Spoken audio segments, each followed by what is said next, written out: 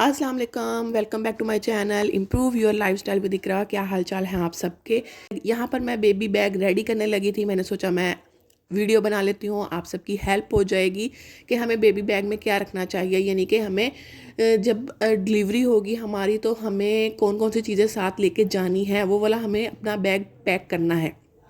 अमूमन बड़े कहते हैं कि 7वें मंथ में बैग पैक कर लेना चाहिए, मगर मैंने यहाँ पर लेट पैक किया है। खैर एनीवे मैं यहाँ पर आपको चीज़ें दिखाती हूँ और साथ में बेबी के कपड़े भी दिखाऊंगी कि कौन कौन से मैंने लिए हैं, और साथ में मैं आपको चीज़ें भी दिखा दूँगी कि मैंने कौन सी चीज़ें रखी हैं।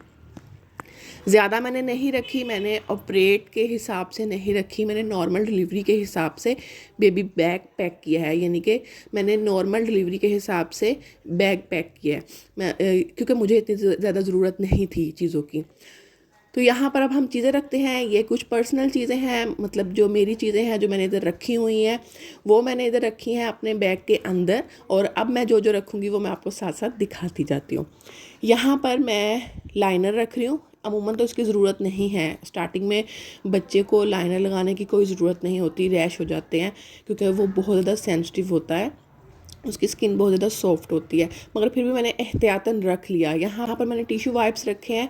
सर्दी है तो बेबी को हमने बार बार पानी के नीचे तो नहीं लेके जाना ना, तो नीम गर्म पानी के साथ इसको डिप करेंगे और उसे साफ़ कर लेंगे। यहाँ पर मैंने ये ड्रेस रखा है,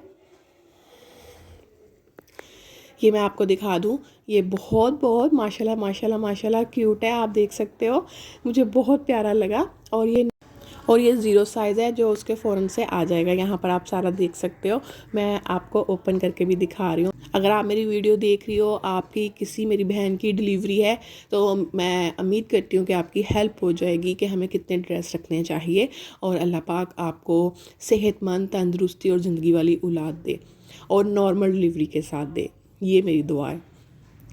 यहाँ पर मैं रोम्पर रख रही हूँ जो बहुत ज़रूरी है। रोम्पर ये मैंने पैकेट मंगवाया था, मैं इसमें से एक निकाल के रखूँगी रोम्पर, क्योंकि एक की ही ज़रूरत है, ज़्यादा ज़रूरत नहीं है ऐसी मैं बैग भरती जाऊँ। और मैंने स्वेटर रखा है एक, क्योंकि सर्दी है और जनवरी की डिलीवरी होगी, तो और सर्दी में हमें जितने बच्चे को कपड़े पहनाने चाहिए उतना अच्छा है, क्योंकि उसके लिए तो सर्दी बहुत ज़्यादा होगी ना, तो ज़्यादा भी नहीं पहनाने और बहुत कम भी नहीं पहनाने। और जो ये स्वेटर था ये मैंने अपनी बेटी के थे, मेरे कपड़े कुछ पड़े हुए हैं तो मैंने उन्हीं को दोबारा से निकाल लिया है ताकि काम आ जाए। मैंने ये चीज़ें सारी फेंकी नहीं है, ना मैंने किसी को दी। अब मैं आपको नेक्स्ट ड्रेस दिखा देती हूँ। ये अगला ड्रेस अब आप देख लो, ये थोड़ा सा बड़ा है, आई थिंक ये छिले के बाद आएगा, अभी ये नहीं आना, मगर फिर भी मैंने कहा मैं आपके साथ शेयर करती हूँ। ज़्यादा कपड़े मैंने बच्चे के नहीं लिए, मैंने बहुत कम कपड़े लिए हैं। 5 ड्रेस होंगे जो मैंने लिए हैं, क्योंकि इतने सारे ड्रेसेस एक साथ लेना और फिर वो छोटे हो जाते हैं या बड़े होते हैं, फिर वो समझ में नहीं आते। मैंने 4-5 इसलिए लिए हैं कि जो छिले के दौरान पहने जाएं वही मैंने लिए हैं, बाकी बाद में हम दोबारा लेते रहेंगे। कौन सा कपड़े बाहर बाज़ार में नहीं होते, या हम लोगों ने रुक जाना है कपड़े लेने से, हम लोगों ने लेते रहने हैं। ये पीच कलर का ड्रेस है, और नेक्स्ट ड्रेस भी मैं आपको दिखा देती हूँ। ये ड्रेस मेरा बहुत फेवरेट है और इसे मैं इंशाल्लाह, और ये मैं उसको पहनाऊँगी। अल्लाह ताला उसे तंदुरुस्ती सेहत दे, ज़िंदगी वाला करे, आमीन। ये मेहंदी कलर का ड्रेस है, डार्क ग्रीन कलर भी आप इसे कह सकते हो, और ये भी ज़ीरो साइज़ ही है, ये मतलब ये भी आ जाना है। जो पीच वाला ड्रेस है वो तो नहीं आएगा, मगर ये आ जाना है। अच्छा, साथ साथ माशाल्लाह माशाल्लाह ज़रूर बोलते रहना, क्योंकि मैं आपके साथ शेयर कर रही हूँ अपने बेबी के ड्रेसेस और अपने फीलिंग्स और हैप्पीनेस आपके साथ मैं शेयर कर रही हूँ, तो माशाल्लाह माशाल्लाह बोलते रहना।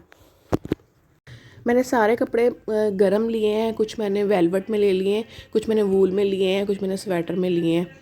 अब ये वाला सेट है, ये जो ड्रेस है, ये वाला जो मैं आपको दिखाने लगी हूँ पूरा सेट है बेबी का, मतलब न्यू बॉर्न बेबी का सेट मैंने उठा लिया था ड्रेस का। ये मैं उसे फ़र्स्ट डे इंशाल्लाह से पहनाऊँगी।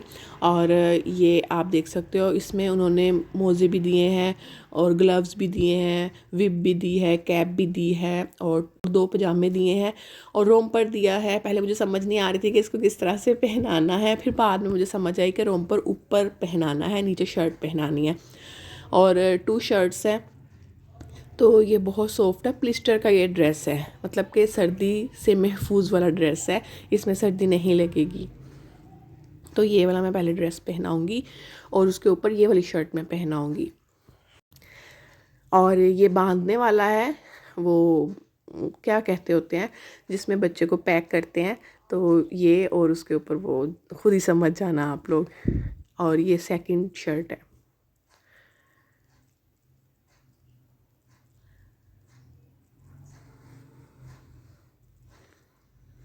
अब अगला ड्रेस दिखा देती हूँ आपको मैं।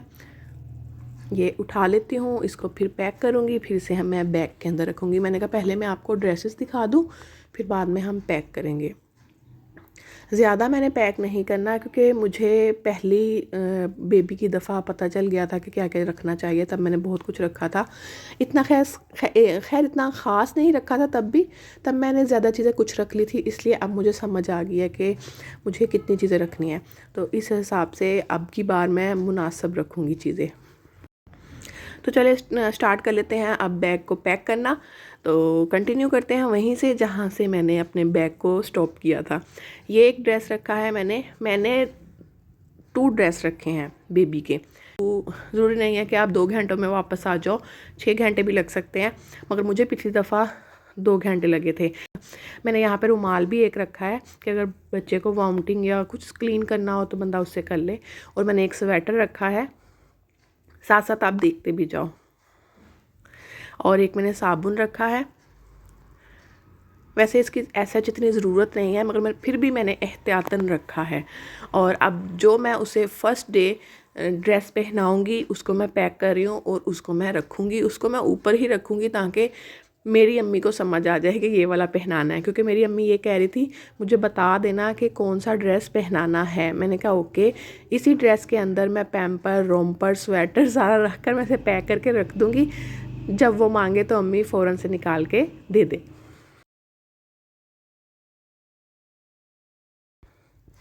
अभी इसमें 1-2 चीज़ें मिस होंगी, मगर मैं आपको वैसे बता दूँगी और फिर बाद में मैं इसमें रख लूँगी। और मेन चीज़ टावल आपने लाजमी रखना है। टावल तो सबको ही पता है रखना होता है, मांगते हैं वो, सबसे पहले मांगते ही टावल है। और टावल बहुत सॉफ्ट वाला आपने लेना है, यहाँ पर सॉफ्ट है, और उसे वॉश करके रखना है। ये नहीं कि बाज़ार से लेके वैसे ही रख लिया, नो, जर्म्स लगे होते हैं।